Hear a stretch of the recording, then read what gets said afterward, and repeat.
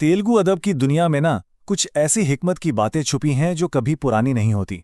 आज हम एक ऐसे ही सबक की बात करने वाले हैं जो है तो सदियों पुराना, लेकिन सच पूछें तो आज के दौर में उसकी अहमियत शायद पहले से भी कहीं ज्यादा है। अच्छा, तो बात एक बहुत ही बुनियादी सवाल से शुरू करते हैं। एक ऐसा सवाल जिसका सामना हम सबको अपनी ज़िंदगी में कभी ना कभी करना पड़ता है।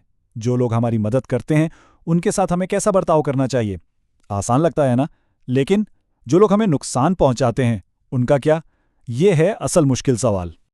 तो ये जो हिकमत की बात हम कर रहे हैं ये आती है सुमति शतकम से। ये क्लासिकी तेलुगु शायरी का एक बहुत ही मशहूर मजमुआ है और इसकी खास बात पता है क्या है? इसकी नज़में ना बहुत गहरी अखलाकी बातें करती हैं, लेकिन बिल्कुल सादा और सच्चे अंदाज में। ये रही वो नज़्म अपनी असल तेलुगु ज़ुबान में। अब जाहिर है ज़ुबान शायद समझ ना आए, लेकिन इसकी फ़िक्र ना करें।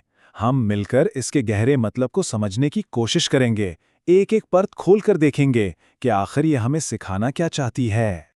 अच्छा, तो शायर ने अपनी बात को ना बड़े दिलचस्प तरीके से दो हिस्सों में बांटा है।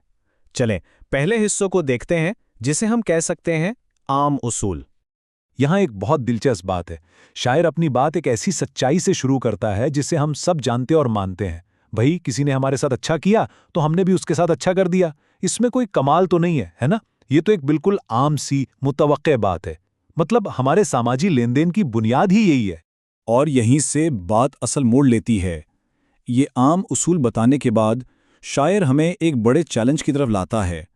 वो एक बहुत ही ऊंचा और सच कहें तो बहुत मुश्किल अखलाकी मयार सामने रखता है, और वो है गैर मामूली नेकी। तो आप देखें, नज़्म का जो असल निचोड़ है ना, वो इस फर्क में है। एक तरफ है मदद करने वाले की मदद करना, ठीक है, ये तो आम बात हो गई। लेकिन दूसरी तरफ है उसकी मदद करना जिसने हमें नुकसान पहुंचाया हो, और नज़्म उसी को अजमत कहती है। असल आजमाइश, असल किरदार का इम्तिहान बस यही है। तो फिर अहम नुक्ता क्या हुआ? बात यह है कि नज़्म हमें बता रही है कि सच्ची बड़ाई बदला लेने या हिसाब बराबर करने में बिल्कुल नहीं है। असली अजमत तो इसमें है कि हमें नुकसान पहुंचने के बावजूद हम बेगर्ज होकर भलाई करें। यानी एक अपकारी, मतलब जिसने बुरा किया, उसके साथ भलाई करना। यही वो पैमाना है जो किसी के किरदार की असल गहराई बताता है। और बात यहीं ख़त्म नहीं होती।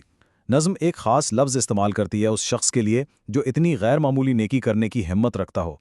चलें देखते हैं कि वो क्या लफ्ज़ है। वो लफ्ज़ है निरपरी। इसका मतलब है एक हकीकी उस्ताद, एक माहिर। लेकिन इसकी तारीफ का सबसे अहम हिस्सा जानते हैं क्या है? वो है गलतियों को शुमार किए बगैर। यानी निरपरी वो है जो ये नहीं गिनता कि किसने कितनी गलतियां की। वो बदले और हिसाब किताब से बहुत ऊपर उठकर बिना किसी शर्त के बस भलाई करता है। तो फिर इस सारी बात का, इस कदीम नज़्म का खुलासा क्या निकला? आइए ज़रा इसके मरकज़ी पैगाम को एक बार फिर देखते हैं और फिर एक आखिरी सवाल पर बात ख़त्म करते हैं। देखें, खुलासा बिल्कुल सीधा सा है। अच्छाई के बदले अच्छाई करना, ये तो मामूल की बात है, इसमें कोई ख़ास बात नहीं। लेकिन बुराई के बदले में अच्छाई करना, यही असल शराफत की निशानी है। और यही वो रास्ता है जिस पर नेरपरी यानी हकीकी उस्ताद चलता है। और यहीं पर हम एक आखिरी सवाल के साथ रह जाते हैं। आज की दुनिया को देखें, हर तरफ लड़ाई झगड़े, मुकाबलाबाजी। ऐसी दुनिया में इस कदीम और ऊंचे नज़रिए पर अमल करने के लिए वाकई किस चीज़ की ज़रूरत पड़ती है? ये एक सवाल है जिस पर सोचना बनता है।